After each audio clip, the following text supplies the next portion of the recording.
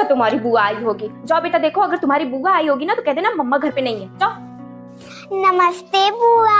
नमस्ते बेटा। बेटा तुम्हारी मम्मा कहाँ है? मम्मा तो घर पे नहीं है, आप बाद में आ जाना। ठीक है बेटा। अरे किसका फोन आ रहा है? तेरी दादी फोन कर रही है, पक्का पैसे मांगने के लिए फोन कर रही है। ले बेटा तू बात करके बोल दे मम्मा नहाने गई है, आप बाद में बात कर लो। हेलो दादी। हेलो बेटा, तुम्हारी मम्मा कहाँ है? मम्मा नहाने गई है, बाद में बात कर लेना। ठीक है। शाबाश मेरे बच्चों। अरे मेरे पर्स में से पैसे किसने निकाला? जरूर पंछी ने निकाला होगा। अभी बता पंछी, तुमने मेरे पर्स से पैसे निकाले? नहीं मम्मा, मैंने नहीं निकाला। क्यों मार रही हो उसे? माँ देख रही हो चोरी करके कैसे झूठ बोल रही है। झूठ बोलना तो उसे तूने ही सिखाया है, जैसा सिखाओगी वैसा ही ना पाओगी। बच्चों की पहली शिक्षा घर से ही शुरू होती है। घर को पहला विद्यालय बनाएं। मम्मी जी, वो मेरी बहन आई है, आप चल के मिल लीजिए ना। मैं क्यों जाऊँ? तेरी बहन है ना, तू जाके मिल। तेरे घर से कोई ना कोई आता ही रहता है।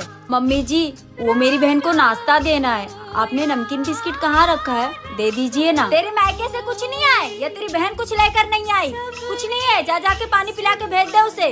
तुम्हारे मायके वाले का तो डेली का हो गया है यहाँ आना जाना। कभी तुम्हारा भाई आएगा, कभी तुम्हारी बहन आएगी। धर्मशाला समझ रखा है क्या मेरे घर को? नमस्ते मम्मी जी। नमस्ते बेटा, नमस्ते। कैसी है? मैं ठीक हूँ। तुम्हारी बहन ने कुछ खिलाया पिलाया, चाय नाश्ता किया? जी ठीक है। अच्छा मम्मी जी, अब मैं चलती हूँ। अरे बेटा इतनी जल्दी क्यों जा रही है? 2-4 दिन रुक के जा। नहीं मम्मी जी, मेरे यहाँ लड़कियों के ससुराल में नहीं रुकते हैं। पर ये भी तो तेरा ही घर है ना बेटा। मैं फिर कभी आऊँगी, अभी मैं चलती हूँ मम्मी जी। ठीक है।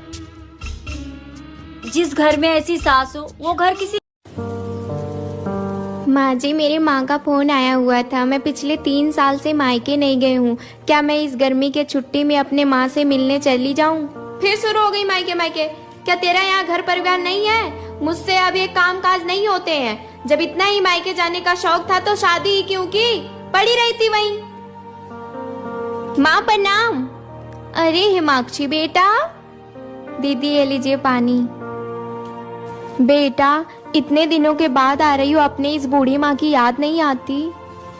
क्या करूँ माँ, मेरी सास आने नहीं देती है। कहती है कि घर का सारा काम कौन करेगा। ये बहू के आने के बाद सास लोग को पता नहीं क्या हो जाता। अरे 10 दिन काम काज देख लेंगे तो उनके हाथ पैर नहीं टूट जाएंगे। माँ एक बात बताओ, भाभी को भी तो मायके गए काफी दिन हो गए। उनका भी तो मन करता होगा अपनी माँ से मिलने के लिए, फिर उन्हें क्यों नहीं जाने देती हो? एक सास की नज़र से नहीं बल्कि एक माँ की नज़र से देखो। वो भी तो मेरी तरह अपनी माँ को छोड़कर आपके पास आई हुई है। जेठानी जी। हाँ देवरानी जी। जेठानी जी, वो मैं आपसे ये पूछने आई थी कि इनके फोन में बार बार किसी का कॉल आ रहा है, किसी का मैसेज आ रहा है। तो क्या आप मुझे पढ़कर बता देंगे इसमें क्या लिखा है? आपके देवर जी नहाने गए हैं। पर क्यों देवरानी जी, तुम्हें मैसेज पढ़ना नहीं आता है? नहीं जेठानी जी, मुझे अंग्रेजी पढ़ना नहीं आता है। कोई बात नहीं, मैं तुम्हें पढ़कर सुना देती हूँ। ठीक है जेठानी जी। अरे देवर जी तो देवरानी जी को धोखा दे रहे हैं। अगर ये बात देवरानी जी को पता चली तो उन्हें बहुत बुरा लगेगा। क्या हुआ जेठानी जी, बताइए ना क्या लिखा है इसमें। कुछ नहीं देवरानी जी, वो देवर जी के ऑफिस से कुछ इम्पोर्टेंट मैसेज था, बस और कुछ नहीं। अच्छा जेठानी जी, मुझे थोड़ा सा काम है, मैं जाती हूँ। देवरानी जी प्लीज मेरी बात का बुरा मत मानना। क्या हुआ अगर तुम अपने मायके में नहीं पढ़ पाई? पर तुम यहाँ कोशिश करो, देवर जी से 1 घंटे रोज टाइम निकाल कर पढ़ लिया करो। अगर देवर जी नहीं पढ़ाते तो मैं तुम्हें पढ़ा दूंगी। देखो जिंदगी में काम के साथ साथ पढ़ाई भी जरूरी है। देवरानी जी अगर तुम पढ़ लोगी तो ऐसी छोटी छोटी चीजों के लिए तुम्हें दूसरों के पास नहीं जाना पड़ेगा। जी जेठानी जी। ठीक है, जाओ तुम जाकर अपना काम कर लो। जेठानी की बातों से सहमत है?